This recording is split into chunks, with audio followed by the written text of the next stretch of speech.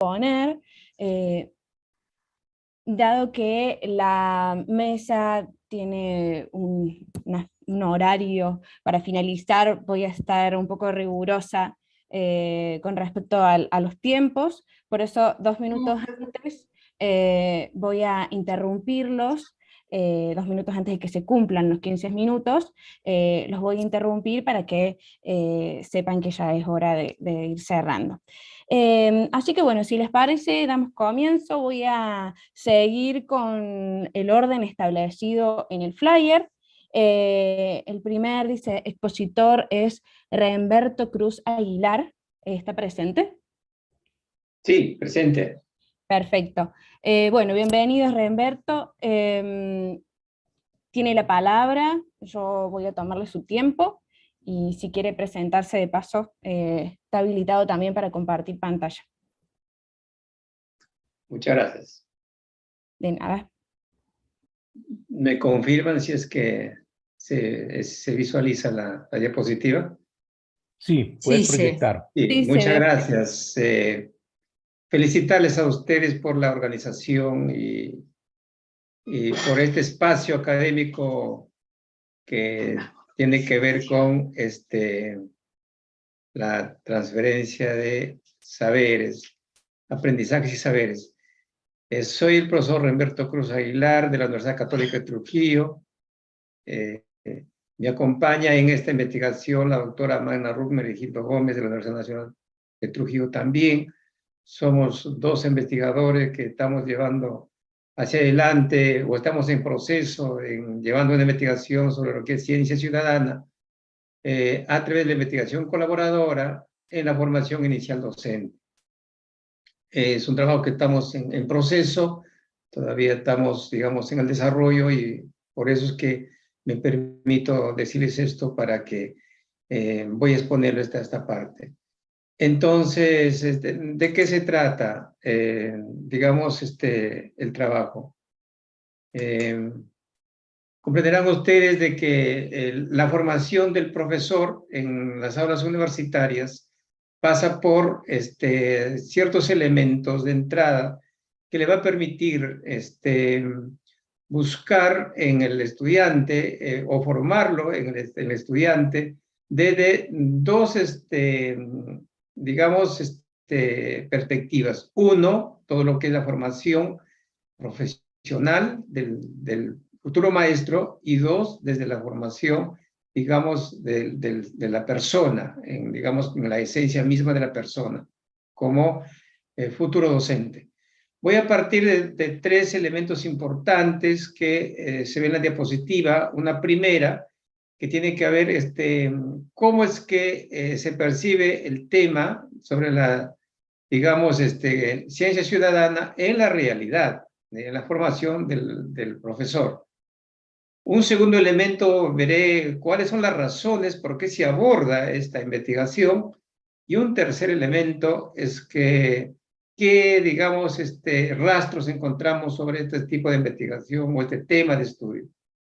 Primero, respecto a cómo se percibe el problema, cuál es el panorama de la problemática sobre lo que es tres aspectos importantes sobre lo que es la práctica preprofesional del futuro maestro, sobre el proceso de la investigación que hace en esta parte de su formación y cuál es el aspecto que tiene que ver con la parte de la innovación como, digamos, un proceso interesante, importante, que involucra al futuro profesional para, digamos, ir formándose y tener, digamos, un perfil de egreso, pues, como la universidad lo ha diseñado así, ¿no? La realidad es que en su primer momento partimos de que existe un vacío o no está articulado lo que es la práctica preprofesional, la investigación, la innovación y la responsabilidad social universitaria, que muchas veces se trabaja, pero se va desarrollando un poco casi aislado. Entonces, en este momento que miramos esta realidad, encontramos estos vacíos, y al encontrar estos vacíos nos permite, a través de la investigación, ir corrigiendo estos aspectos y de qué manera vamos articulando estos 4 elementos para, digamos, que se vaya dinamizando un poco más y mejorar, digamos, este proceso formativo del estudiante. Otra situación que vemos como una situación preocupante es que siempre estamos mirando una investigación bastante conservadora, en el sentido de que se trabaja mucho la investigación casi cerrada, ¿no? Hay una investigación más abierta, más participativa, más colaborativa, en el cual se va, digamos, vinculando a más personas, digamos, en el campo de la educación. ¿Por qué hay que abordar este tema? Consideramos importante por las siguientes razones. Primero es que la práctica moviliza agentes educativos. O sea, la práctica profesional en el cual el estudiante va desarrollando sus prácticas, digamos, en sus centros donde le corresponde hacerlas, pocas veces se moviliza a los demás agentes. Solamente muchas veces se trabaja con el docente y con el estudiante dentro del contexto de aula y dejando un poco, digamos, de cuidado la parte más amplia que podría ser la parte comunitaria, ¿no? De los demás agentes. Otra razón es que la investigación en esta parte debe ser de carácter abierta, ¿no? O sea, nos estamos cerrando mucho en las investigaciones donde solamente hacemos las prácticas recogiendo datos de las muestras que uno elige, pero que estos datos muchas veces son sesgados y son riesgosos, además de hacer una investigación con alguna información donde no está, digamos, muy concienzada el que aporte el dato. Otro momento importante, otra razón importante porque la universidad tiene que responder a las demandas sociales. Y para que responda a las demandas sociales tiene que ser más abierto, más colaborativo, y que el estudiante sepa de que el trabajo en el campo educativo no es solamente la institución, son, digamos, espacios más abiertos de trabajo. Y otra razón importante, consideramos de que la formación del profesor, digamos, es un trabajo dinámico y dialéctico, que requiere cambios estructurales en el proceso de formación. Y entonces, esta situación nos hace pensar de que al ser dinámica y dialéctica, hay que ir incorporando, digamos, más elementos que nos ayuden a transformarlo. Y otra razón importante, consideramos de que también es necesario cuidar el capital humano. Es decir, en ciencia ciudadana no está mucho vinculado a las ciencias sociales, mayormente está trabajando en las ciencias naturales, ¿no? En el campo, digamos, de la ecología, pero creemos necesario nosotros vincular la ciencia ciudadana al aspecto digamos, del campo social. En este caso, cómo es que, digamos, en la formación del profesor tiene que mirar que va a trabajar con estudiantes y que ese estudiantes es el capital humano que hay que cuidarlo. Y como capital humano que hay que cuidarlo, es necesario involucrar a las demás personas. Tiene que ver con las familias, con la institución y las autoridades. ¿Qué rastros hay acerca de este tipo de investigación que estamos abordando? Consideramos de que la comunidad científica está promoviendo o está, digamos, impulsando movimientos de mirar lo que es ciencia ciudadana y vincularlos, digamos, a la apertura del conocimiento, y es necesario que nosotros desde la universidad gestionemos este tipo de, digamos, movimiento también y lo que es ciencia ciudadana para involucrar a la formación de los profesionales.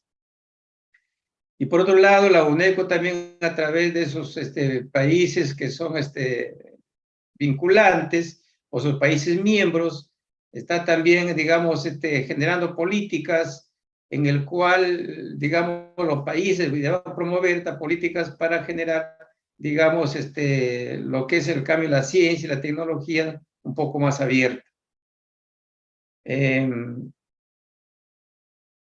¿Cuál es el propósito que nosotros se ha trazado con los estudiantes? Por un lado, tenemos el objetivo o el objetivo principal es involucrar al estudiante de formación docente en la ciencia ciudadana. Y esta vinculación o este involucramiento tiene que ver a través de los proyectos de investigación colaborativa que nos permita fortalecer la formación profesional inicial docente. O sea, ese es digamos, el propósito que se tiene desde la universidad en la formación del profesional. Y partimos de esta pregunta. ¿Cuál será el efecto o cuál es el efecto del involucramiento del estudiante en la ciencia ciudadana a través de proyectos de investigación colaborativa para impulsar su formación profesional? Entonces, basada en esta pregunta, nosotros recogemos algunas ideas que algunos teóricos están trabajando, este trabajo, digamos, este tema de lo que es ciencia ciudadana. Y encontramos acá a Betancourt y Cañón en 2016, conciben que la ciencia ciudadana, ¿no es cierto?, brinda grandes aportes a la comunidad científica, porque moviliza, digamos, o es una herramienta que moviliza poderosamente datos de información que puede dar, digamos, agentes en el campo, digamos, en este caso en el campo educativo. Por lo tanto, mayormente en el trabajo que tiene que ver aquí es con lo que es la parte de la responsabilidad social y además también en el campo de la educación ambiental, que está muy, digamos, en los actuales momentos, muy trabajándose como, digamos, temas de interés social. Y además que también se busca que la participación de todos los agentes educativos que tienen que ver con la educación se vinculen y trabajen, digamos, aportando información o datos datos interesantes o aporten a los investigadores, en este caso de la universidad que nosotros estamos trabajando. Y por otro lado, es que la UNESCO también está haciendo aportes importantes acerca de las tendencias actuales del manejo de las tecnologías de información y comunicación para que aporten con mayor, digamos, relevancia a las diversas disciplinas que se trabaja, digamos, en la formación del profesional, en este caso en la formación docente, vinculado al tema de la educación. Y además, en estas políticas, en estos movimientos, la UNESCO promueve y diseña el rol que tienen los ciudadanos científicos en, digamos, desarrollar o llevar a cabo proyectos en el cual puedan involucrar a las personas que tienen que ver con el tema de investigación. En este sentido, el diseño de la investigación lo hemos focalizado que es un estudio de tipo aplicado en contexto real. Estamos trabajando con los jóvenes, digamos, de los novenos y décimos ciclos, hemos cogido la formación de la carrera de educación inicial como, digamos, carrera piloto para ir trabajando este tipo de investigación colaborativa. Además que el estudio también tiene un corte cualitativo orientado al cambio, es una investigación con enfoque de investigación abierta y un diseño de investigación-acción colaborativa. Es el trabajo que estamos desarrollando en los actuales momentos.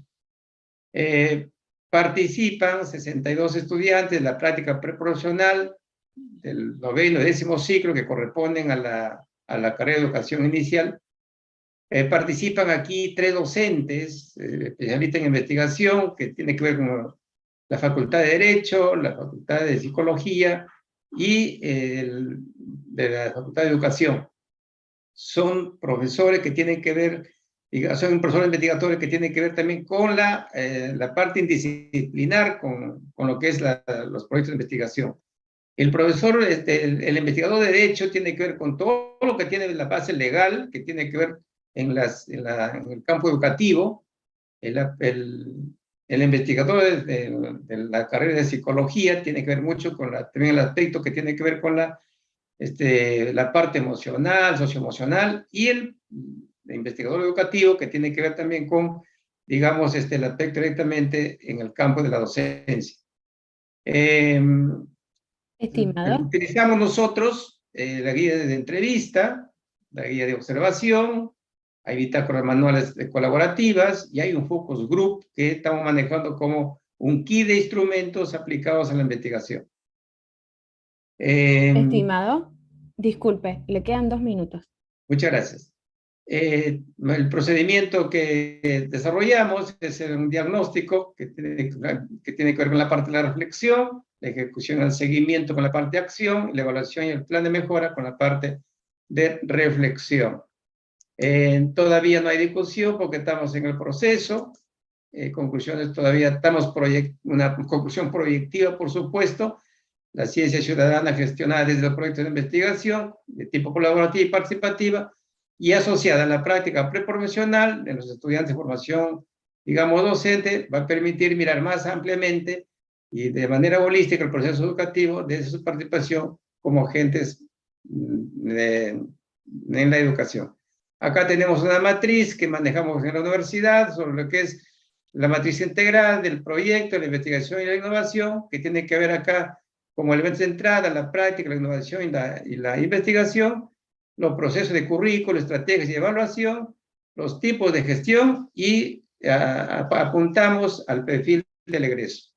Muchas gracias. Esta es la experiencia que estamos desarrollando desde la Universidad Católica de Trujillo. Y bueno, estamos aquí para responder algunas inquietudes acerca de la exposición que realizar. Muchas gracias. Muchas gracias a usted, muy interesante la propuesta. Bueno, continuamos con, seguimos, he perdido seguimos con Miriam Roxana Torres Rojo, ¿está presente?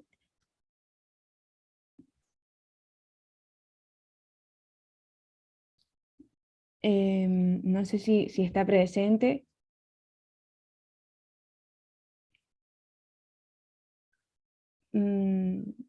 Bueno, continuamos entonces con la tercera mesa, perdón, la tercera exposición de los expositores Juan Carlos González Sánchez, Jaime Alberto Rivera Rivillas, Fabián Alonso Pérez Ramírez y Juan Carlos Franco Montoya. ¿Están presentes? Sí, cómo no, ya voy a proyectar, gracias. Perfecto. Ok, bueno. La práctica o la presentación que queremos socializar con ustedes proviene del proceso de reflexión de los profesores de la Facultad de Ciencias de la Educación de la Universidad Católica de Oriente. Estoy para presentar los resultados. Juan Carlos González Sánchez, el investigador principal del proyecto, y mis compañeros Jaime Alberto, Fabián Alonso y Juan Carlos participaron como coinvestigadores. ¿De qué se trata la experiencia? Como licenciatura en Ciencias Naturales tenemos un compromiso, tenemos una directriz, y es el compromiso con el territorio, que significa para nosotros la región, el área donde la universidad tiene injerencia o influencia, que es el oriente antioqueño, una región con particularidades muy específicas desde el punto de vista de geografía, pero también desde las características de sus gentes, y que en gran parte ha sufrido los efectos del conflicto armado en Colombia. Eso hace que entonces la licenciatura o el cuerpo, el comité de currículo, se plantee la necesidad de conocer y reconocer el territorio del oriente antioqueño, de manera que la formación de maestros tenga pertinencia desde diferentes ángulos, en tanto que permita realmente llegar al reconocimiento de cómo se deben enseñar las ciencias naturales o sus implicaciones en la formación de los seres humanos que están en esta región.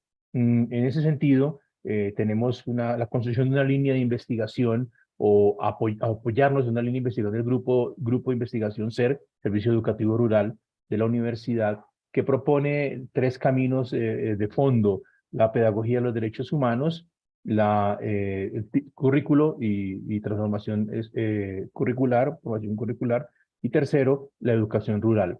La idea nuestra es cómo desde las ciencias naturales poder generar la reflexión o la investigación que permita conectar los procesos de manera que estemos respondiendo a las realidades del territorio.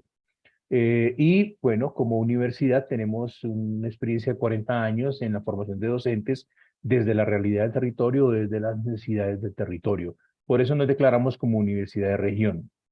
En ese sentido, entonces, en la licenciatura de 10 semestres aparecen algunas asignaturas como la práctica integrativa llamada práctica de proyectos, cuya carga en el currículo es de 8 créditos y se convierte entonces en un escenario de formación, desarrollo y cualificación de los futuros docentes, en tanto reflexionan sobre una realidad donde están en el centro de práctica y desde esa realidad proponen una intervención que les permita modificar o interactuar con esa realidad específica. En ese sentido, el proyecto también tendría que estar está alineado con los objetivos de desarrollo sostenible, básicamente con el objetivo 4, pero como veremos más adelante, integra otros de los objetivos en manera de respuesta desde lo que realiza o desarrolla.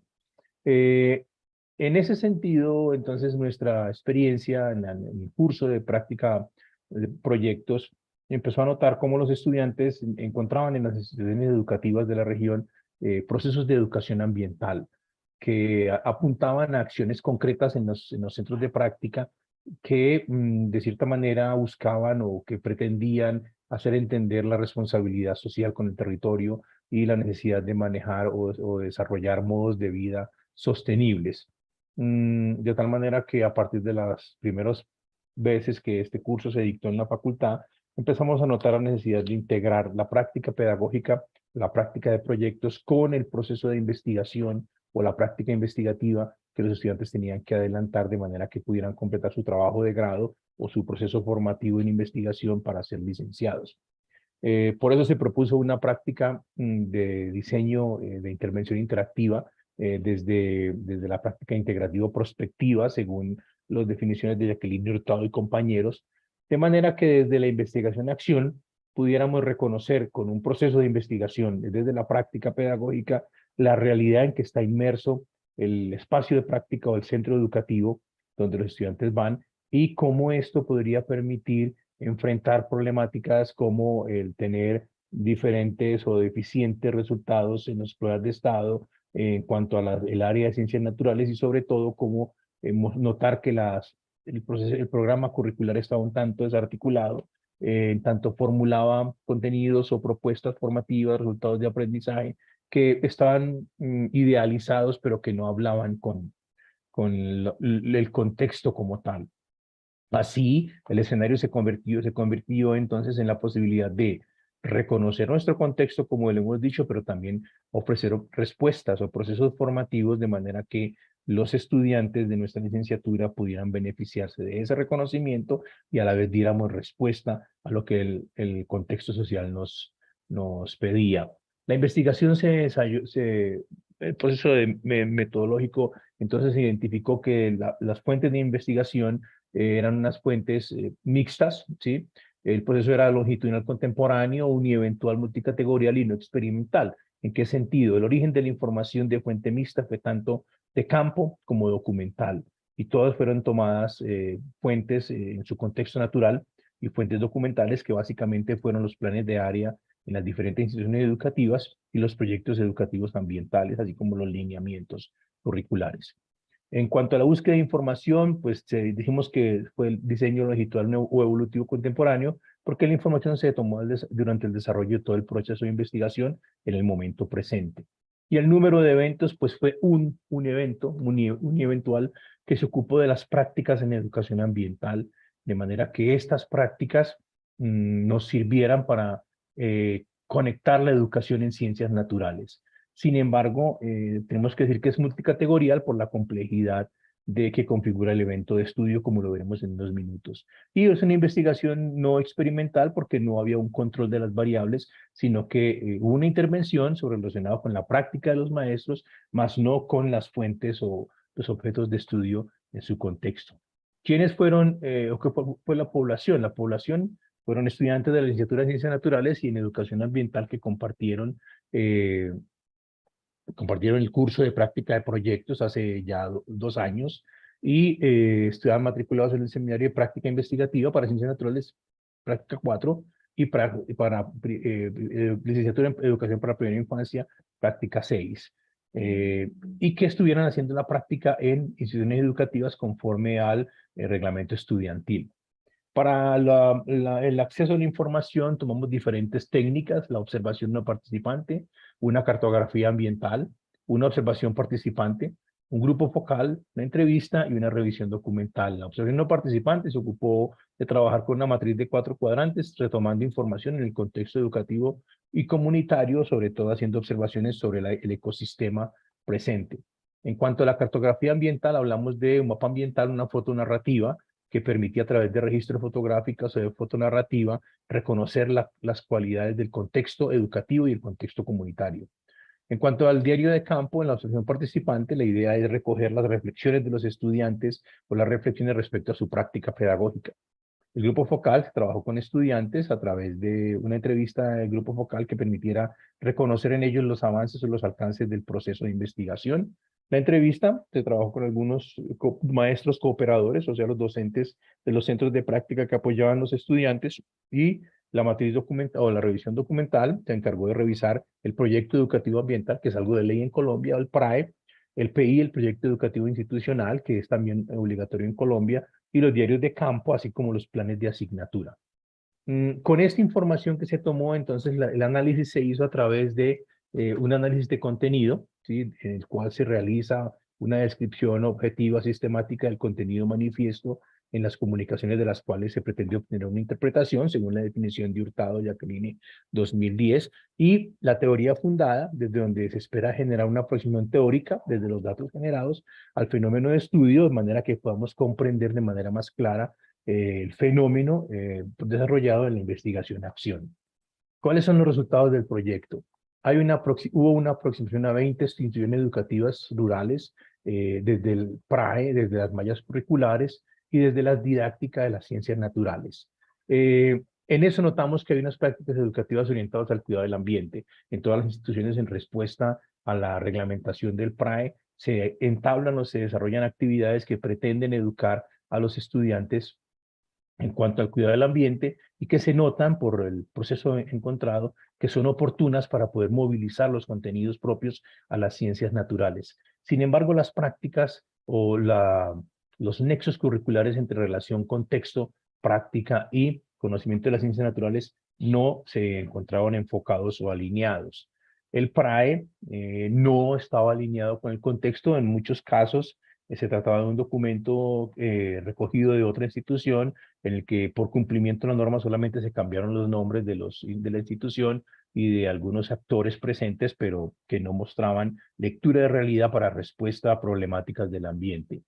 Hay 4 temas o ejes que llamaron la atención o que concentraron los procesos de educación ambiental. Lo que es cuidado del agua, expresado en cuidado de fuentes naturales, pensando en que estamos en un medio rural, y también todo lo que hacían los docentes o en las instituciones para que los estudiantes cuidaran las fuentes de agua o cuidaran el vertimiento innecesario de agua de los grifos o de las canillas. Algunas instituciones trabajaban con huerta escolar e involucraban tanto a los docentes como a los estudiantes, y una de ellas estaba trabajando con con una colonia de abejas meliponas. Y la mayoría de ellos trabajaban en manejo integral de residuos sólidos, desde opciones o trabajo en reciclaje o en separación de residuos sólidos. Había un interés de parte de los participantes y los estudiantes de las instituciones educativas de cómo tomar estos contenidos, cómo tomar estas realidades, cómo confrontarlas contra los contenidos curriculares y mirar a que a nivel mesocurricular hubiera una articulación. ¿Qué nos encontramos entonces? En el proceso se reconoció que el involucrar a los estudiantes a nivel de coautoría, ser con ellos con quienes se construyó el proyecto en su curso de investigación, de práctica investigativa 4, y continuar con ese durante investigación 3, investigación 4 e investigación 5, hizo que se involucraran mucho más. Un primer efecto del proyecto. Un segundo efecto, el proyecto permitió que los mismos estudiantes de la licenciatura integraran los contenidos curriculares, lo correspondiente a las ciencias naturales, biología, química, bioquímica, y lo correspondiente a la línea de educación ambiental, educación ambiental 1, 2, gestión ambiental, políticas ambientales. Esto y permitió entonces que se reconocieran ecosistemas y biotipos, y para ellos fue más evidente entender qué es eso del ecosistema, qué es el biotipo y qué implicaciones tiene la introducción de especies o no, o el cuidado de las especies o el encadenamiento en las cadenas bióticas de estos ecosistemas. Un contenido que afloró fácilmente y que permitió apropiación de los estudiantes fue el contenido de flujo de materia y energía en los ecosistemas. Cómo no es fortuito que una especie se cambie o se introduzca en un medio ambiente o en un ecosistema específico. Reconocer un tanto la conexión directa en el ecosistema de seres bióticos y abióticos y poder encontrar elementos de enseñanza para sus propios estudiantes, de manera que esto permitiera entender las relaciones intra e interespecie en el ecosistema. Desarrollo de habilidades de observación, clasificación y registro de información fue una de las grandes conclusiones que los mismos estudiantes notaron o hicieron notar en el desarrollo del proceso evaluativo del proyecto. Para nosotros como institución permitió hacer una interacción extra institución, o sea, que los centros de práctica dejaran de ser solamente el sitio donde van los estudiantes, aprovechando que ven unos niños para trabajar con ellos, y se convirtieran en insumos para la construcción de docentes involucrados en las problemáticas de la realidad del contexto educativo. Y finalmente mostró cómo era posible generar un vínculo entre padres, estudiantes, comunidad local y otros actores económicos. Para los coinvestigadores, para el equipo que he mencionado inicialmente, nos permitió entender una manera clara de articular procesos de teoría y gestión curricular, legislación educativa, didácticas específicas y la educación ambiental, con apropiación de contenido y con desarrollos teóricos que permitieran llevar esto o esta connotación a la realidad concreta del oriente antioqueño. La importancia de reflexionar en medio del proceso con los estudiantes sobre el liderazgo y el empoderamiento de su propio proceso educativo y cómo ese liderazgo y empoderamiento les hacía ser docentes con un valor social importante en las comunidades donde estaban insertos. Y finalmente, una gran deficiencia que tenemos en el país, para nadie es un secreto, la capacidad escritural, el proceso escritural se fue dando de una manera más calmada, más posible de revisar, de entrar en introspección al respecto y al final poder construir los textos que les permitieron a ellos entregar su trabajo de grado de manera de artículo de investigación. De estos 20 estudiantes, entonces se seleccionó una muestra y como pueden ver ustedes ahí, se publicó un número en la revista de la universidad donde educación como número especial permitía contextualizar un tanto las prácticas. Aquí, por ejemplo, hablamos de Escuela de Educación Ambiental y Contaminación por Mercurio, enseñanzas y ciencias naturales en la escuela nueva en el contexto rural del oriente antioqueño, protección de fuentes hídricas, educación ambiental desde la flora, cuidado de la flora y disposición de residuos sólidos, meliponocultura como aliado en el cuidado de la flora desde la escuela, manejo de residuos sólidos comparando otras instituciones diferentes y una estrategia de educación ambiental para jóvenes y adultos, más lo que tiene que ser un trabajo con la primera infancia. ¿Qué tenemos de resultados en la discusión? Bueno, 32 licenciados formados en investigación, pero a la vez 20 instituciones educativas que entran en proceso de extensión o de conexión para la extensión en el cumplimiento de las funciones universitarias y donde se articula lo que se hace en la práctica integrativa con la investigación de su trabajo de grado de los estudiantes. Una profesión social del conocimiento que vino desde la reflexión del comité de currículo de la facultad, de la licenciatura, hasta los centros de práctica o los involucrados en el proceso de investigación y, por supuesto, la articulación de los contenidos. Hubo una comparación de 20 prácticas institucionales que permitieron hacer un reconocimiento del territorio, generando contenidos como hemos llamado in situ, desde la realidad concreta del centro, de manera que la educación o la formación de formadores, de educadores, respondiera a las necesidades del criterio del texto del centro de práctica, pero también que les diera elementos para que cuando fuesen a otro centro de práctica o a su definitivo centro de práctica profesional, pudieran tener herramientas para lectura de contexto para articular los contenidos del área de ciencias naturales, como decimos ahí, articular práctica pedagógica e investigación. A manera de conclusión, ¿qué podemos decir? El proyecto permitió fortalecer los procesos de formación de los estudiantes de las licenciaturas en ciencias naturales, integrando tanto los contenidos formativos con acciones y actividades que reflejan la presencia de la universidad y de ellos en el contexto educativo, ¿cierto? En el territorio, integrando docencia, investigación y extensión. Nos permitió reconocer particularidades de la región del Oriente Antioqueño. Aunque llevamos 40 años en el Oriente, entendemos que el campus nuestro como universidad es todo el Oriente y todavía nos faltan acciones que nos permitan reconocer las particularidades de cada uno de estos sitios, de manera que acompañemos al territorio en los procesos de transformación y cuidado de los recursos naturales. La pertinencia del programa de licenciatura de Ciencias Naturales se consolida de tal manera que permite que una comprensión de la realidad educativa de la región y a la vez ser un interlocutor con actores de la región, fundamentando las intervenciones en las particularidades del territorio, reconocidas desde el episteme, desde la investigación y no desde la opinión o la doxa. En cuanto al proceso de autoevaluación del diseño curricular del programa, fue absolutamente permanente porque permitió reevaluar o reconocer las apuestas formativas del programa desde la epistemología de la ciencia, la comprensión o impacto del rediseño de las acciones educativas que tienen que ver con la realidad específica de las instituciones educativas del Oriente Antioqueño, y eso entra en armonía con la misión de la universidad. Así a grandes rasgos, realmente lo que tenemos que decir a modo de conclusión es que la intervención o este proceso que estamos socializando nos permitió entender que como universidad de la región debemos estar presentes en la región para reconocer la realidad de la región y a través de ese reconocimiento poder responderlas, pero tanto la respuesta en cuanto no atacar un problema puntual, sino en la formación de docentes que permitan mantener en línea permanente esta atención a las comunidades y, por ejemplo, como lo decía uno de nuestros estudiantes, dejar de enseñar contenidos, por ejemplo, con animales, plantas, que nunca van a encontrar los estudiantes del centro educativo, con aquellas que sí encuentran y permiten entender la realidad de las ciencias naturales en medio de su cotidianidad y no está algo alejado, idealizado o fuera del contexto natural. Esto es a grandes líneas que queríamos compartir. No sé si hemos superado el tiempo o estamos bien al respecto. Muchísimas gracias, están perfectos, han terminado el tiempo. Muchas gracias por compartir su experiencia. Ahora continuamos con Roxana. Ahí Sí, comparto sí. pantalla. Bueno, gracias. Acá rabiando un ratito con internet, pero Sí, bueno, no hay esto es así. ningún inconveniente, siguen pasando estos problemas. Bueno, Sí, ahora sí. a ver qué veo. Sí, perfecto. Bueno, la vas pasando. Ahí está. Bueno, yo comienzo.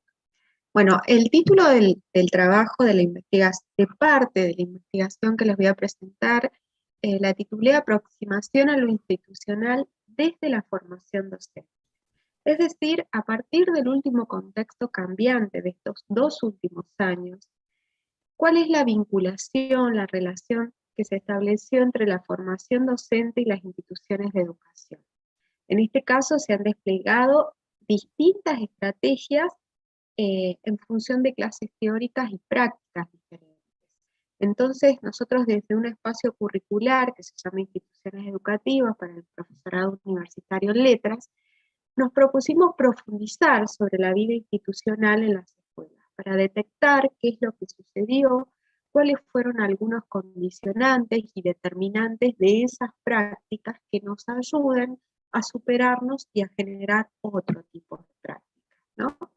Entonces, a partir de un trabajo desde el proyecto de extensión y docencia, instituciones de educación y el proyecto de investigación, que avanzan sobre la primera conceptualización sobre lo que es institución. En este sentido, se tomaron distintos ejes de la administración de los sistemas educativos. Acá discurriremos simplemente en conceptualizaciones de los mismos, ya que consideramos que sería un factor de optimización de lo que se consideran las buenas prácticas de enseñanza y aprendizaje. Entonces, desde esta mirada, las escuelas son consideradas como construcciones socioculturales que reproducen etos socioculturales, desentrañando estilos singulares, por los cuales esta misma institución adquiere relevancia.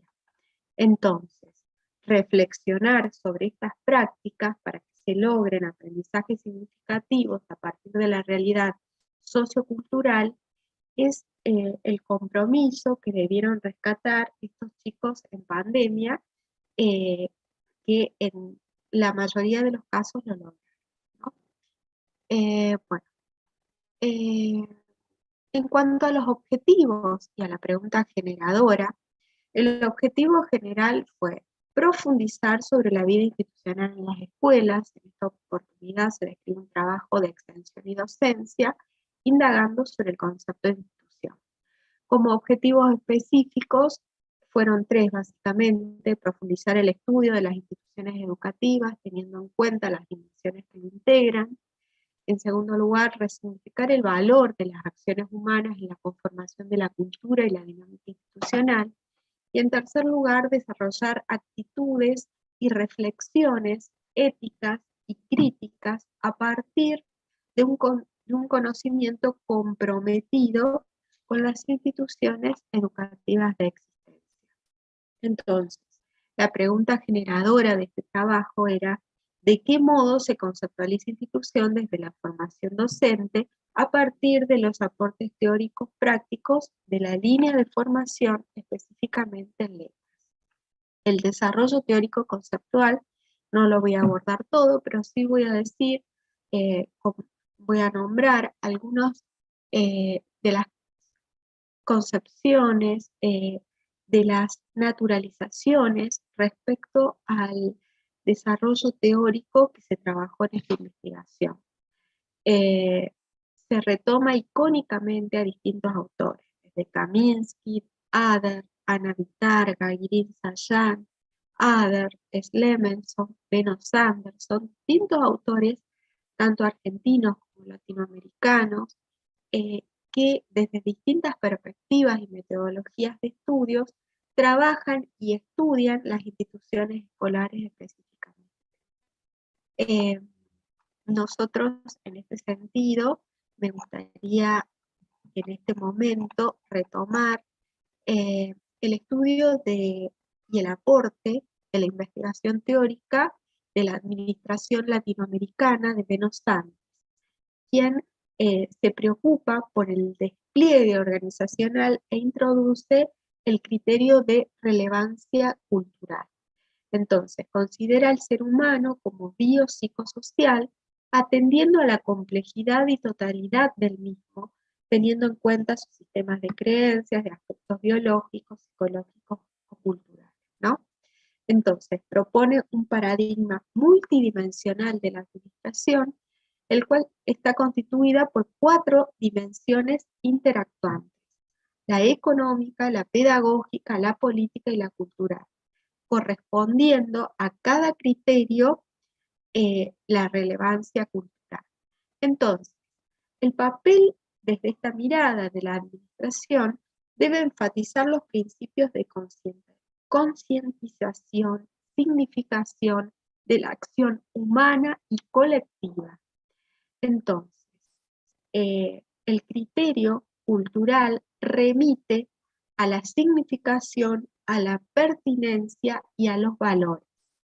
Entonces, una cita de Castoriadis que por allí escribimos, dice que la transformación de la actividad teórica en un sistema teórico que quiere ser cerrado es el sentido más profundo de la cultura dominante.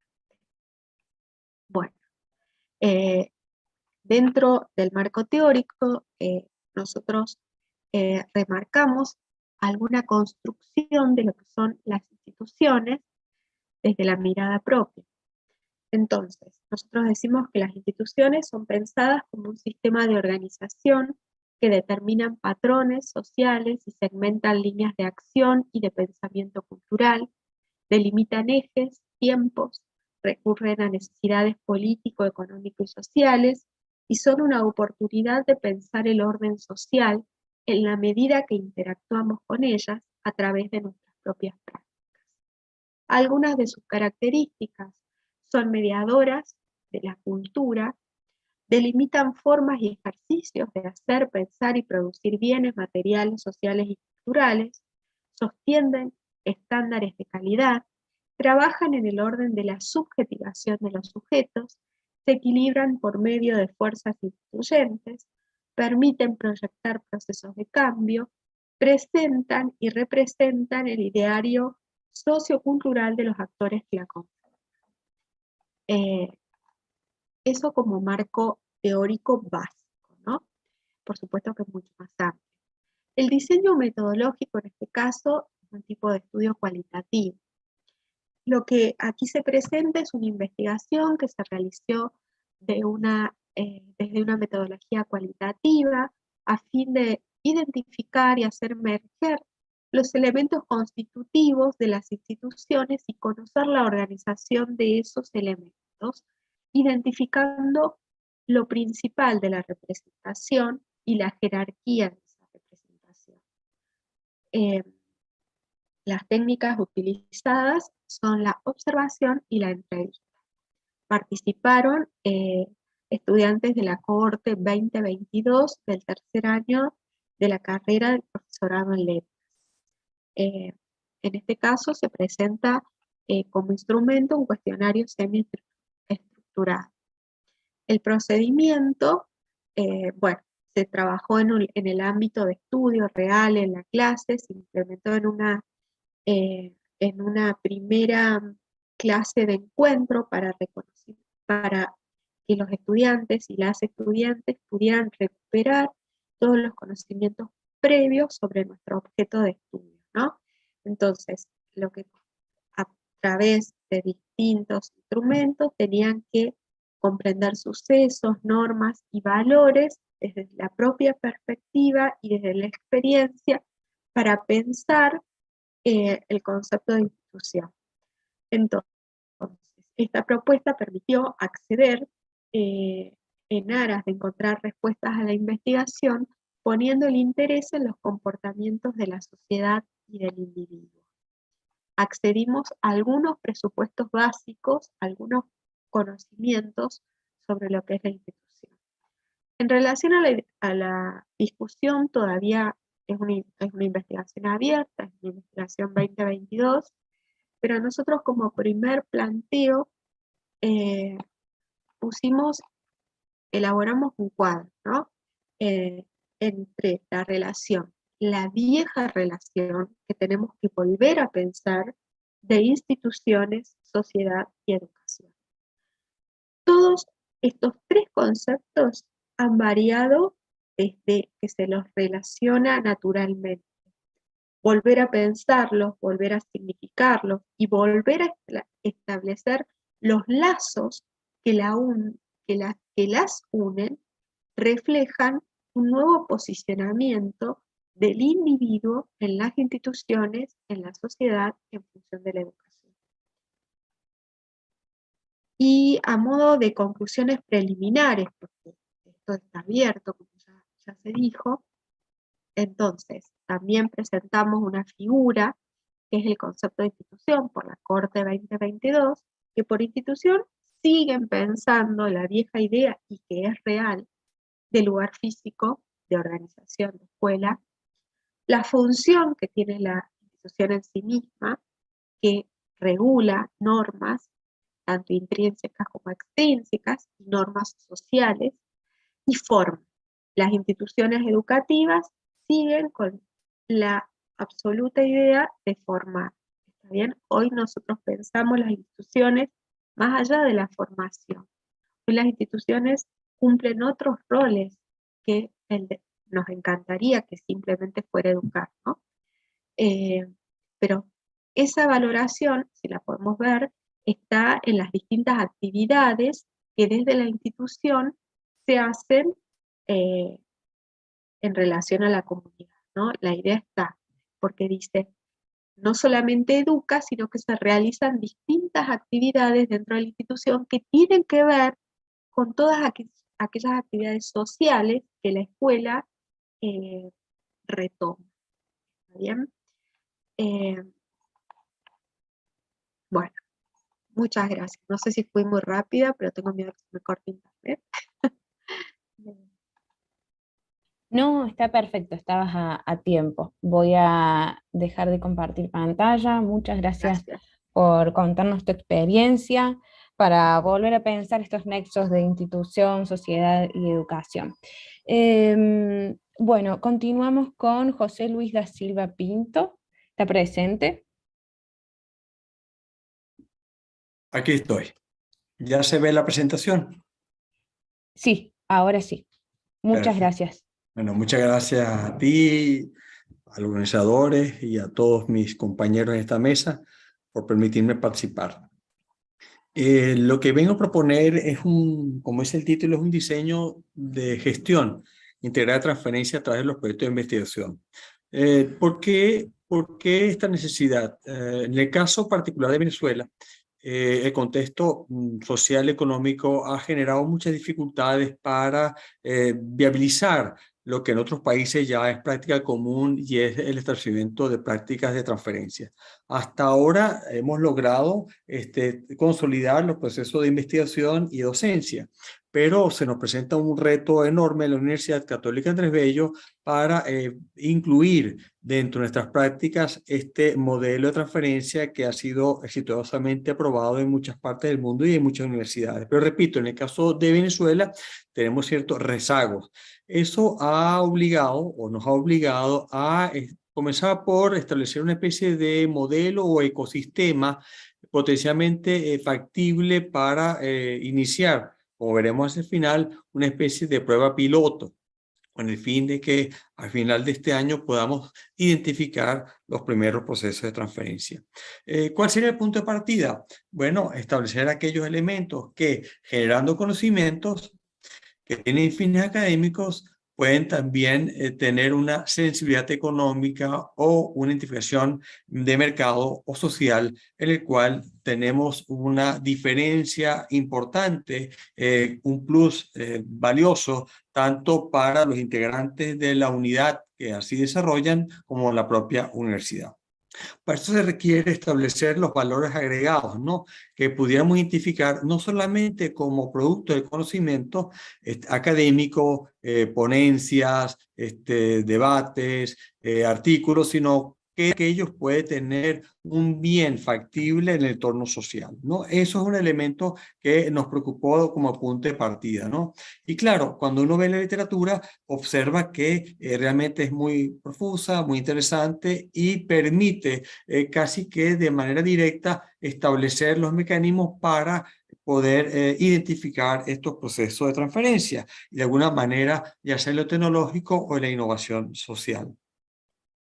¿Qué nos planteamos a nivel de desarrollo en esta primera fase de construcción de un modelo o inclusive de un departamento con el fin de estar dedicado a la transferencia o de ser el vínculo que engrana las distintas unidades de la universidad para que se puedan motorizar los procesos de transferencia? Bueno, lo primero fue establecer las bases para un ecosistema de transferencia en el que se pueda visualizar las actividades de la institución, es decir, cuál es el mapa de actividades, de los procesos, y tenerlos claros en todas sus fases para de alguna manera viabilizar aquellos elementos que pudieran ser potencialmente objeto de transferencia. Inclusive, ir unidad por unidad, medir las capacidades humanas, identificarlas, para entonces ubicar a aquellos que tienen un perfil que bien pudieran encajar con estos esquemas de transferencia. Lo segundo es construir las unidades que serán los canales de intercambio, es decir, si el primero era ver cómo el mapa nos muestra lo que tenemos, el segundo es decir, bueno, ¿cómo hacemos que el intercambio se puede dar? ¿Cómo puede fluir? ¿Cómo el lenguaje, que es un lenguaje de investigación, puede ser digerible en un lenguaje de mercado, de lenguaje social, ¿no? Que es un poco uno de los retos de estos canales de transferencia, de intercambio entre una unidad y otra, porque no se habla siempre el mismo lenguaje o los intereses no son siempre los mismos, a pesar de que el bien sobre el cual se está desarrollando puede ser de beneficio tanto en lo académico como en el social y de mercado. Y el tercero, identificar las unidades capaces de promover y acordar los términos entre los interesados en el proceso de transferencia, es decir, qué tipo de valores puede tener, qué tipo de contratos se pueden establecer, qué tipo de asistencia se puede desarrollar post la transferencia del conocimiento. Todos esos elementos entran en la mesa y obviamente va a requerir que ese departamento tenga en cuenta estos elementos de tal manera que no solamente se identifique, se intercambie, sino que también se pueda evaluar los desarrollos en el camino de la transferencia. ¿Qué hicimos también? Bueno, en el contexto de desarrollo quisimos ver ¿qué se ha hecho hasta ahora? La literatura es muy extensa, muy amplia. Tenemos quizás el esquema tradicional de la tecnología pura, que es el que más se utiliza y que obviamente tiene más arraigo en las universidades, pero también el de triángulo de Sábato, que obviamente combina un poco la ciencia con la tecnología. Igual pasa con la triple hélice, donde vemos que hay también un elemento, factor importante de tecnología y ciencia, ciencia pura sobre todo. Y obviamente en el caso nuestro, de la Universidad de Corte Social, nos empezó a interesar un poco de la cuádruple hélice y el modelo de innovación social. Sobre todo el último, que es un modelo que comienza en el siglo XXI a través de la CEPAL, con un elemento fundamental de transferencia social, de innovación social. Quizás ahí el perfil de la universidad se ubica más, porque cuando hicimos el mapa conceptual, el mapa de capacidades, observamos que es un número muy importante los trabajos que se realizan para el desarrollo investigativo y académico tienen corte social, comunitario, de compromiso de las comunidades, y obviamente este elemento es que debemos trabajar o deberíamos trabajar mucho más que aquel tecnológico, que prácticamente se identifica en un porcentaje del 10-15% de los procesos que lleva adelante la universidad. Claro, realmente el propósito es eso, establecer los mecanismos que hagan viable un modelo de transferencia, consciente de dos elementos que son fundamentales en el caso nuestro, en el caso de Venezuela y en el caso de la universidad de manera particular. Es las dificultades económicas propias de un país que ha tenido, enormes problemas para su desarrollo en los últimos tiempos, y lo otro es la fuga de académicos. Realmente ha sido muy violenta en los últimos 8 años, y claro, esto obliga a que tengamos que reordenar un poco las capacidades internas, porque obviamente no contamos, ¿no?, como hace 10 o 12 años atrás, con todas las capacidades instaladas, e inclusive gente de formación académica, doctorales, que ya no están con nosotros. Entonces ese elemento es importante, y no obstante, partiendo de los elementos que tenemos, bueno, cómo ser competitivos y estar quizá en sintonía con un mercado y con un esquema social medianamente deprimido. En ese punto, ¿qué acciones intentamos desarrollar? Observamos que debemos desarrollar. Bueno, primero, ver cómo evoluciona el modelo. Ajá. Y en esto es cómo generamos procesos de aprendizaje, sobre todo porque, como veremos hacia el final, uno de los elementos con los que topamos es que muy pocas personas en nuestro entorno tienen conciencia de lo que es un proceso de transferencia. Entonces, claro, tenemos que darlo a conocer, tenemos que ilustrarlo, tenemos que dar ejemplos, tenemos que llevar a cabo experiencias de otras universidades para de alguna manera hacernos propios, ¿no?, entrar a lo que sería ese esquema global de la transferencia. También quisiéramos, en vista de que no solamente una unidad es la que estaría en posibilidad de hacer transferencia, que sea transversal, ¿no? Que podamos identificar las capacidades en todos los departamentos, ¿no?, o en la mayoría de departamentos, con los cuales pudieran hacer sinergia para llevar a cabo estos procesos. Y claro, esto nos lleva a un esquema integral, integral en el sentido en que en una misma propuesta pueden estar personas de distintos departamentos. Y claro, esto es una estrategia interesante, porque obviamente le da cierta movilidad interna a los esquemas, ¿no?, que a veces están como estancados dentro de las prácticas ya usuales y tradicionales de cada departamento. Esto, obviamente, al ser integral, también nos muestra el esquema colaborativo. Aquí es donde entran estudiantes, administrativos, docentes, centros, institutos, o inclusive investigadores asociados, investigadores invitados de otras universidades que bien pudieran ser parte de este esquema de transferencia. Y finalmente, cómo hacer que estos elementos de evolución transversal, integral y colaborativo pueden ser accesibles al mercado. Es decir, cómo lo mostramos, cómo hacemos ver que el lenguaje en el cual nos expresamos sea afín a aquel de los requerimientos, de las necesidades instaladas en lo social o en el mercado. Cómo las comunidades pueden identificarlas y cómo también podemos identificarlas, ¿no? Cómo ser accesibles, cómo generar las comunicaciones pertinentes. A nivel de camino o a nivel de trayectoria, ¿qué hicimos? Bueno, ¿con qué recursos en términos de investigadores activos tenemos y que se pueden involucrar económicamente en estos planteamientos de transferencia? Segundo, calibrar si realmente podemos generar valores de productos agregados a nivel individual, es decir, cómo de qué manera crear ecosistemas individuales o por departamentos capaces de tener un valor que pueda ser transferible. Y obviamente que como todo hay que hacer una inversión inicial en formación, de desarrollo interno. Bueno, ¿cuál sería la tasa de retorno? ¿En qué momento es factible, es permitible llevar a cabo fondos para el desarrollo interno que a su vez a la larga pueda generar beneficios, ¿no? A la propia institución para que éste siga creciendo y obviamente integrando los valores sociales. Y claro, está siendo, como dije, una universidad de corte social. Bueno, en términos de capital social, ¿qué es lo que tocaría hacer? ¿Cómo lo capitalizamos? ¿Cómo lo mostramos? ¿Cómo lo evaluamos de tal manera que este sea pertinente en el mediano plazo? Cuando vimos, como dije hace un momento, las evidencias en la intervención y cuando esto lo fuimos mostrando a los distintos departamentos, distintas unidades de la universidad, sí notamos que en general hay muy bajo conocimiento de lo que son los procesos de transferencia, ¿no? Lo que nos indicó que uno de los elementos que tenemos que desarrollar son los procesos de enseñanza, como lo digo en el segundo punto, establecer talleres de formación para investigadores y docentes, e inclusive invitar a entes externos, privados y públicos, para que participen en los talleres, para que conozcan un poco lo que generamos como conocimiento y quizás ellos puedan establecer mecanismos para identificar cómo llenar o suplir sus necesidades de producción, de desarrollo industrial, comercial o social.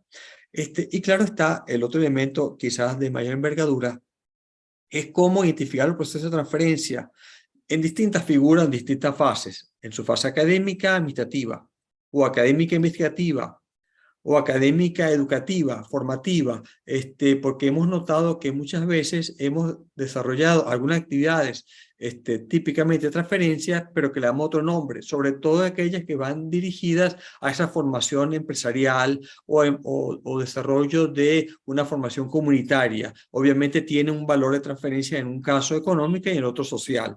Y claro, esos elementos habrá que rediseñarlo de tal manera que puedan ser integrados a este proceso de desarrollo. Finalmente, como reflexión final, sí es importante generar un sistema en el que los actores se encuentren identificados. Creo que es importante que los distintos departamentos se sientan involucrados en este desarrollo. Abrir un espacio en el que es posible la asistencia académica y técnica, tanto al interno como al externo de la propia universidad, y de alguna manera consolidar los procesos y evaluar la experiencia de transferencia. Es decir, una vez identificadas, bueno, cómo podemos evaluar su eficiencia en el camino, de tal manera que sean, bueno, buenas prácticas a seguir, obviamente a ser replicadas en otras áreas del conocimiento. Bueno, muchas gracias. Ahí está la bibliografía y gracias por su atención. Muchas gracias, José Luis. Ha terminado a tiempo, así que gracias por compartir su experiencia. Continuamos con Fabián Negrelli, Martín Salvador Capel y Pablo Carpintero. ¿Están presentes? No los veo conectados por estos lados. Bueno, continuamos con Priscila Natalia Alzate Yepes.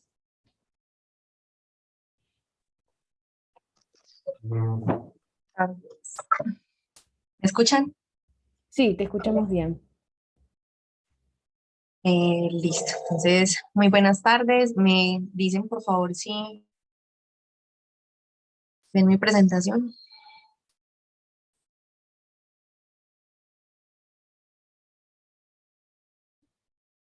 Disculpe, ¿tiene para presentar pantalla? ¿Para compartir pantalla? Sí. Perfecto.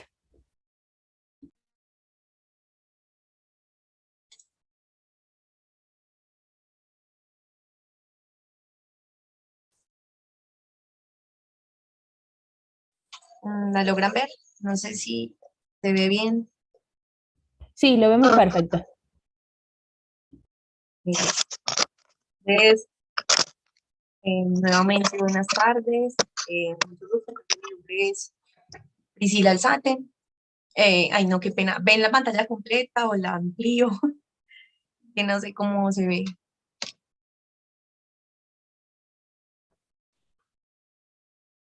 ¿Se ve bien ahí? Sí, Sí, se ve perfecto. Listo, muchas gracias. Entonces, ahora sí, buenas tardes. Mucho gusto, mi nombre es Priscila Alzate, eh, estudiante, maestra e investigadora de la Universidad de Antioquia en Medellín. Bueno, realmente este es como el título con el cual quisiera socializar un proyecto de investigación que emerge desde la Facultad de Educación, donde digamos que se hace un enfoque y un trabajo más centrado no solamente en ámbitos escolares, sino también en la formación en ámbitos que están por fuera de la escuela como colectivos. Lleva por título entonces Artes y Narrativas, jóvenes que pincelan trayectos para la construcción de paz.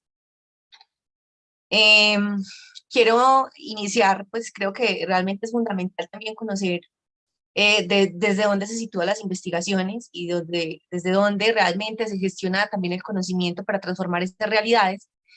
Y creo que es pertinente también hablar entonces de una facultad de educación que le viene apostando a la investigación y a la docencia, como les decía inicialmente, desde unas posibilidades que tienen que ver con pensarse en los contextos que están por fuera de las escuelas, especialmente en los contextos en donde hay alguna vulnerabilidad de tipo económico, pero también desde el conflicto armado, que es donde se sitúa realmente esta apuesta investigativa. Yo, Priscila Alzate, digamos, hago parte de esa facultad de educación desde un área de investigación, desde una coordinación también, desde un grupo del semillero de investigación que se llama Somos Palabras, Formación y Contextos.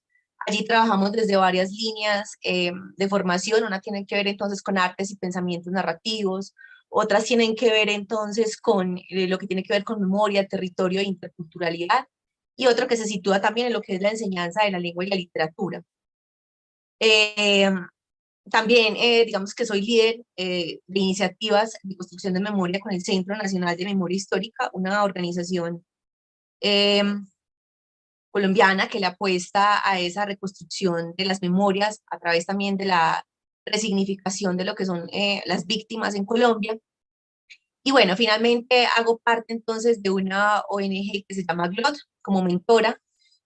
Allí en GLOT trabajamos un proyecto que pues en esta ocasión no les voy a presentar, pero es un proyecto bien interesante que tiene que ver entonces con las posibilidades que tiene las escuelas rurales en Colombia desde la adquisición de los lenguajes, el lenguaje sobre todo del español y sobre la adquisición también como de las matemáticas, ¿cierto? Es una investigación que aún está en curso, es una investigación que toma como referente a una metodología asiática que se llama TAR, que es enseñanza en el nivel correcto. Entonces, desde allí trabajamos algunas apuestas educativas en cuanto a que los niños y niñas de Colombia, en contextos que han sido vulnerados tanto por la violencia como por situaciones de pobreza, puedan adquirir también ese nivel de lectura, escritura y razonamiento lógico a partir de las habilidades básicas. Esas habilidades básicas tienen que ver entonces con unas posibilidades, unas actividades planteadas que tienen que ver con las letras, con la lectura, con razonamiento lógico-matemático a partir del juego. Por ahora entonces me quiero situar entonces en esta investigación que tiene que ver entonces con el arte y con los jóvenes en un escenario específico de la ciudad de Medellín que se llama la Comuna 13.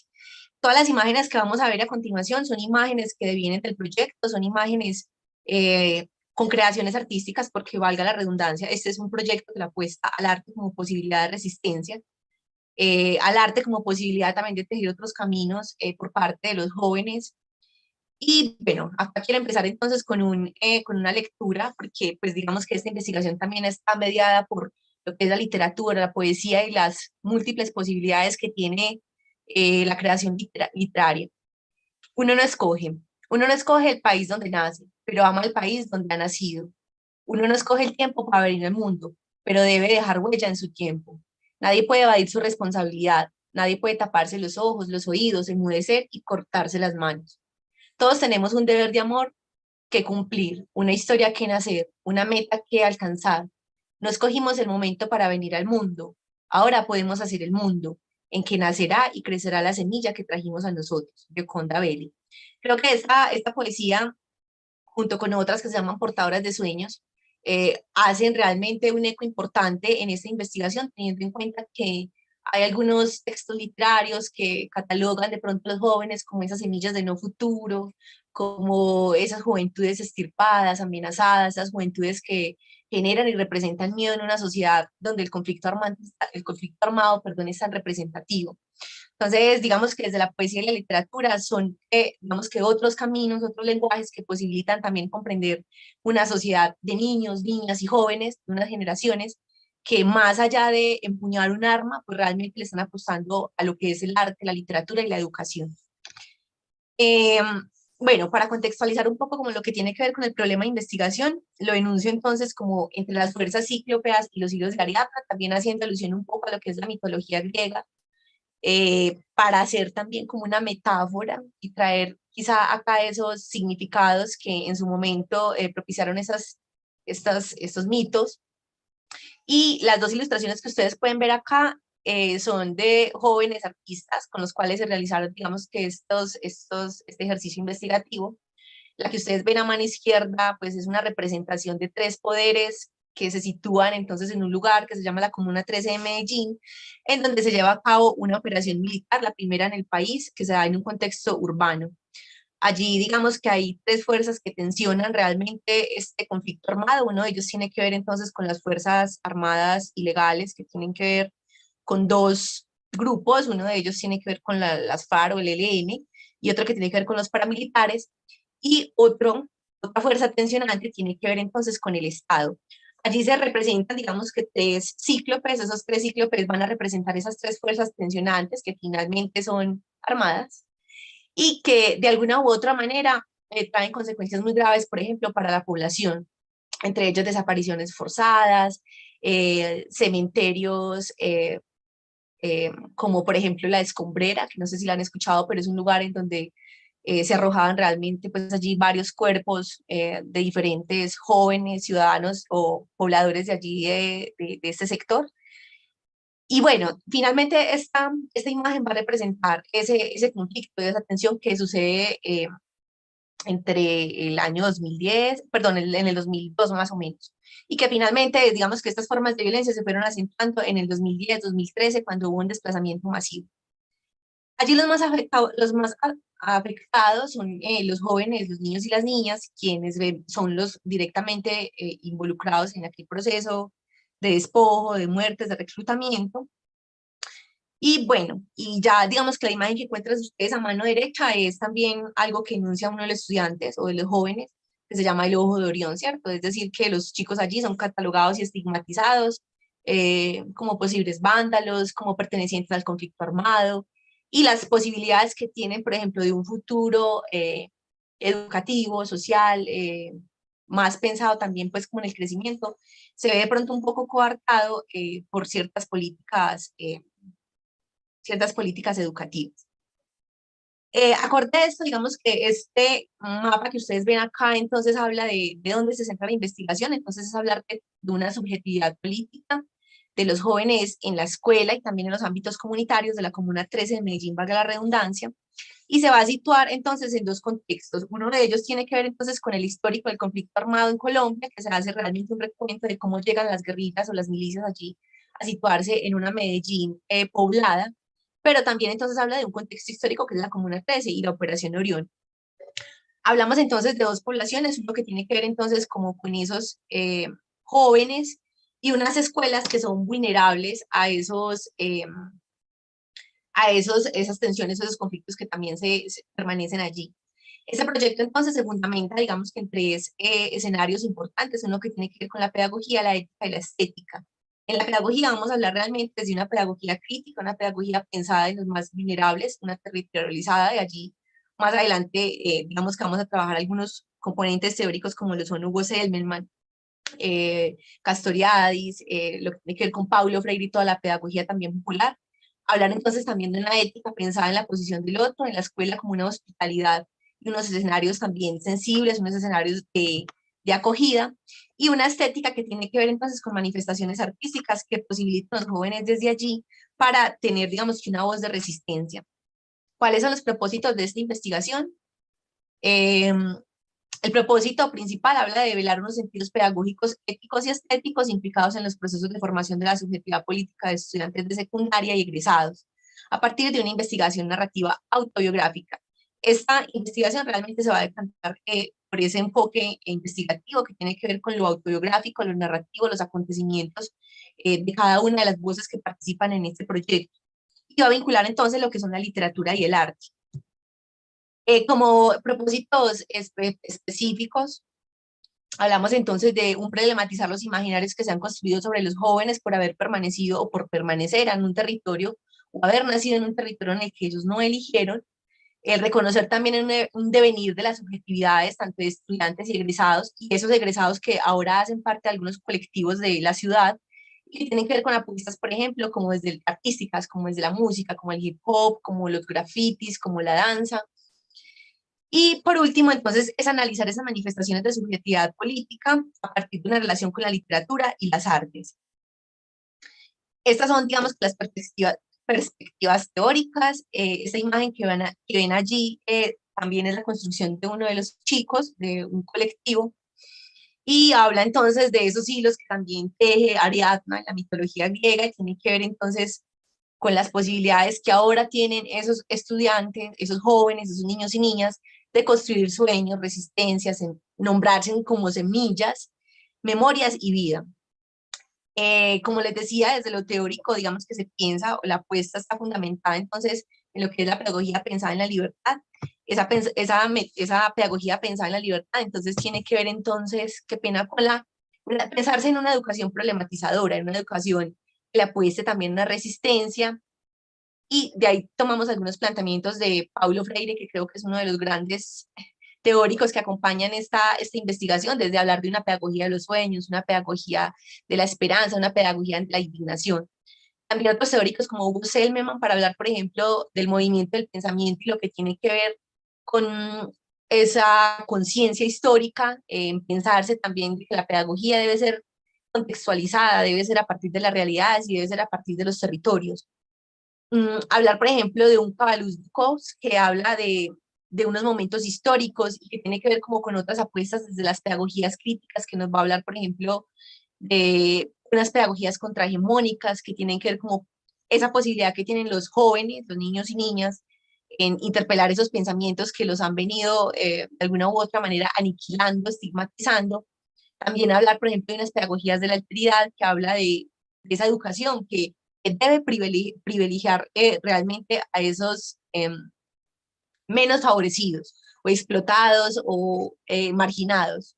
Hablar también entonces de una pedagogía de la praxis que pone en transformación entonces un pensamiento crítico y que evoca a la acción. Yo creo que de ahí, desde esa parte de las pedagogías críticas, también hay una gran apuesta, por ejemplo, por lo que es la construcción de paz en Colombia.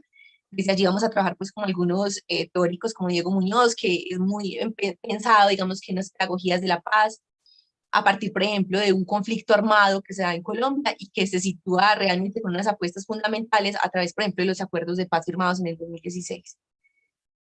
Finalmente, yo creo que todo esto está mediado también por la configuración y la apuesta del proyecto por la subjetividad política. Y esa subjetividad política, como lo denuncia Castoriadis, es una subjetividad instituida, una subjetividad que realmente le va a apostar a la transformación no solamente desde el individuo, sino también desde lo colectivo. Es pensarse y reflexionar realmente de todo aquello que acontece, pero esas reflexiones y esas apuestas críticas que tienen de ciertas realidades, pues les va a posibilitar a ellos pensarse para transformar algo, y ese algo tiene que ver entonces con aquellas estigmatizaciones que en algún momento han tenido. Creo que es importante también hablar de lo que es una conciencia histórica.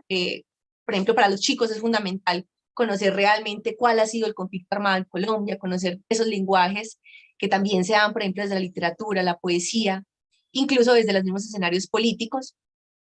Y bueno, finalmente creo que todo este proyecto se va a situar realmente en una relación entre lo que es la literatura, las artes y la narrativa. Allí yo creo que desde la literatura y la narración podemos pensarlos, por ejemplo, en Melish, que nos habla entonces de cómo se establece desde la narrativa, por ejemplo, una aproximación al mundo, una aproximación también que pone en contacto a través del lenguaje, los sentidos y las interpretaciones de diferentes miradas. Hablar, por ejemplo, de un Giron Brun que habla desde la literatura como una posibilidad entonces de situar esas experiencias humanas a partir de la imaginación y la creación. Un Michel Petit, por ejemplo, para hablar de una literatura que realmente está vinculada como con lo sensible, con esas otras dimensiones del sujeto que tienen que ver mucho más con la experiencia. Priscila, le quedan 2 minutos.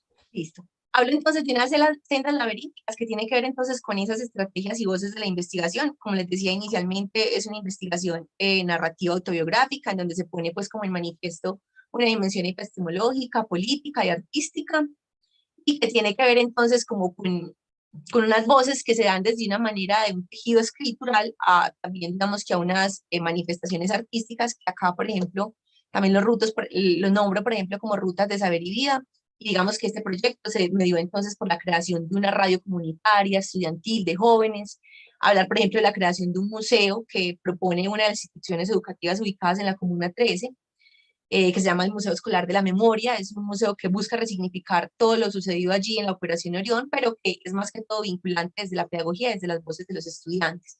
Y unos círculos de memoria que tienen que ver con los conversatorios que se dieron a partir de varias instituciones, tienen que ver con colectivos de ciudad, pero también con algunos escenarios académicos, por ejemplo, como la Universidad de Antioquia, algunas ONGs y algunas escuelas que allí habitan. Finalmente creo que estos son, digamos que como uno de los resultados que devienen, y se piensa entonces que los chicos realmente vienen construyendo un horizonte ético, estético y político. Ese ético, hablar, por ejemplo, de la memoria como un artefacto que reivindica al sujeto a través del reconocimiento de sí mismo y de los otros.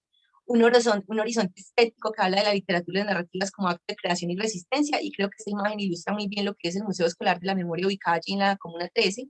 Y un horizonte político que habla del despliegue de las subjetividades en una escuela que compone otros paisajes, para hablar a propósito de la importancia o el papel que tienen los jóvenes o que tuvieron los jóvenes, digamos que en una época del año pasado, que tiene que ver con manifestaciones también sociales y algunas marchas que profundizaron realmente los jóvenes. Creo que finalmente concluyo entonces como con varias reflexiones. Una tiene que ver entonces como pensarnos esa escuela como un escenario de acogida, un lugar para la reparación, la reconciliación, desde lo sensible.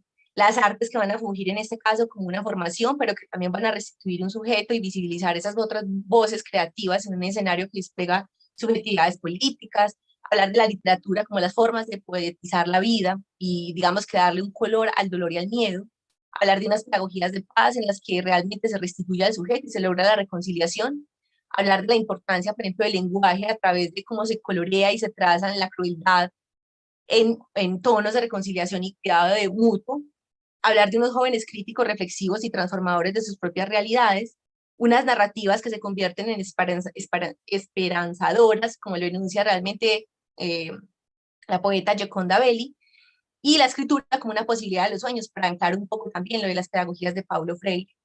Y finalmente creo que la memoria es también esa gran posibilidad que cuestiona el pasado y construye un presente para un devenir justo.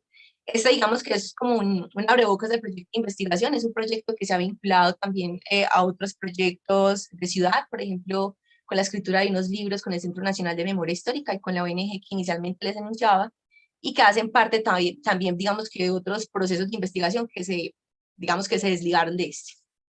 Muchas gracias. Gracias, Priscila, por tu exposición. Bueno, ya estamos un poco en horario, el tiempo es muy cruel en estos espacios. No obstante, me gustaría abrir unos 5 o 10 minutos, si me los permiten, para poder intercambiar ideas o bueno, hacer consultas en caso que así lo deseen. Pueden abrir los micrófonos.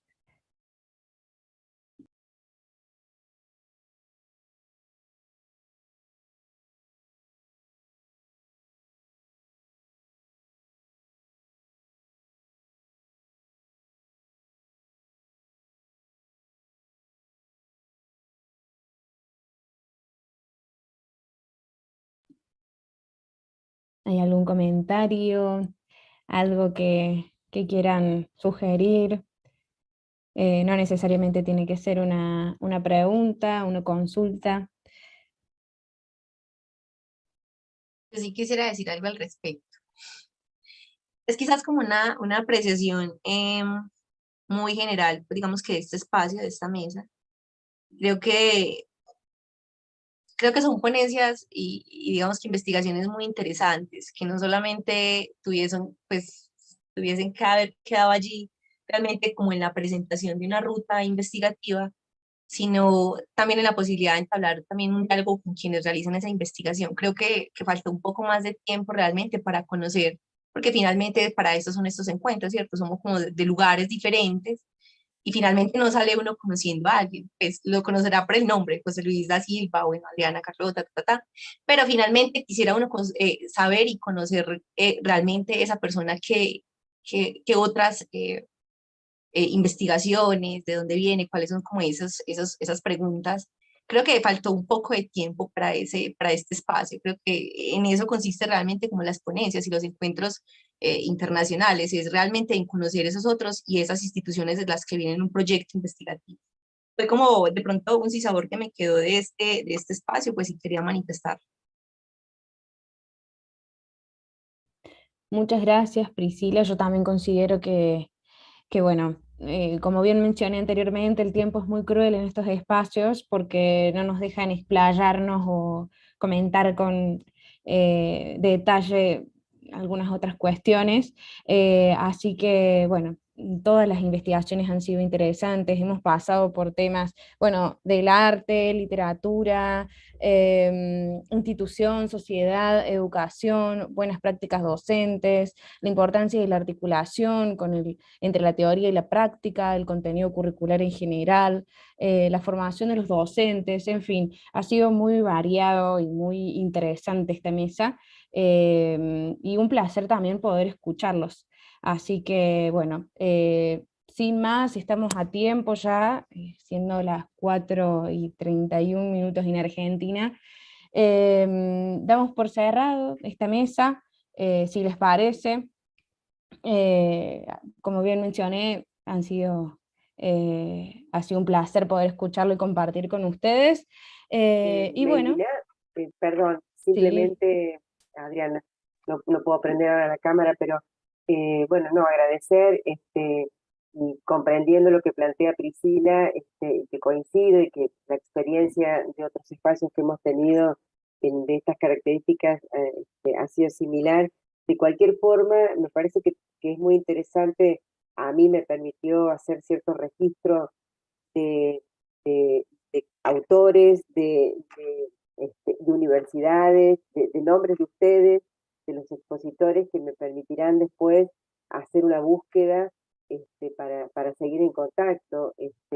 Algunos porque tienen cuestiones en común respecto a las temáticas que abordan, otros porque tienen metodologías que realmente me interesan. Así que Priscila, ponelo en ese lugar, que a pesar de ser el tiempo acotado, ha sido muy interesantes todas las ponencias, y de cada una, quizás no todas, porque bueno, cada uno tendrá más, ¿no?, inquietud hacia uno u otro, será la posibilidad de hacer un recorrido de búsqueda de los aportes que ustedes están haciendo. Lo quería transmitir. Melinda, si me permites un minutito, me hago eco absolutamente de lo que dice Adriana de Francesco, y también lo digo desde la Facultad de Educación de la Universidad Católica de Córdoba. Todos transitamos desde hace 33 años exactamente las mismas estrechezas en materia de tiempos y de presiones, aún en tiempos de presencialidad absoluta, cuando podíamos por allí tratar de flexibilizar en el diálogo y en el encuentro cara a cara. De cualquier manera, me quedo exactamente con lo que dijo recién Adriana, y además digo, bueno, uno siempre va a recibir después los resúmenes, los materiales de cada uno, y nos va a quedar esta inquietud de lo que hemos escuchado de ustedes, que es de una riqueza infinita, y que, bueno, en materia de este título del encuentro 33, 33º de investigación educativa, nosotros que nos hemos dedicado desde hace muchas décadas, ya varias décadas, a trabajar en red, poniéndonos y exponiéndonos en América Latina acerca de la investigación educativa, qué hacemos, qué pensamos, por dónde transitamos. Este año en particular nos ha llevado a ponernos también en clave de interrogación, toda vez que estamos abordando la cuestión de la gestión del conocimiento. Y uno dice, bueno, a ver, cómo cada una de las investigaciones aquí expuestas tienen relación con lo que humildemente uno hace y con lo que se ha presentado como temática. Un abrazo grande a todos y felicitaciones. Gracias Marisa, gracias a Adriana, gracias Priscila y gracias a todos los presentes acá. Bueno, si no hay más comentarios, Roxana... yo un minuto para... De acuerdo con todo lo que han dicho mis colegas, desde Priscila en adelante, la cuestión de los tiempos siempre fue así. Pero bueno, encontrarnos en estos minutitos y uno con la experiencia y con el trabajo mismo es como va captando la idea, ¿no? Falta muchísimo más, pero siempre es enriquecedor estos minutitos. Así que muchas gracias por la invitación, muchas gracias Melina por la coordinación, por la invitación también, y bueno, y estamos en contacto. La verdad que escuché investigaciones nuevas, trabajar en educación, sabiendo lo que se está investigando, uno trabaja distinto, ¿no? Uno trabaja con la idea de que se va avanzando en el conocimiento, en el todo lo que significa hacer educación, ¿no? Entonces, agradezco este espacio, agradezco esa posibilidad y saludo a mis colegas, nos vemos en una próxima. Muchas gracias Cristina, acá José Luis da Silva pone un placer compartir con este espacio con ustedes, gracias. Bueno, gracias nuevamente por su tiempo, por su disponibilidad, por su disposición en participar en este encuentro. Y bueno, siendo las 4:30 pasadas, damos por cerrado este espacio y nos encontramos en la próxima mesa que sigue a continuación.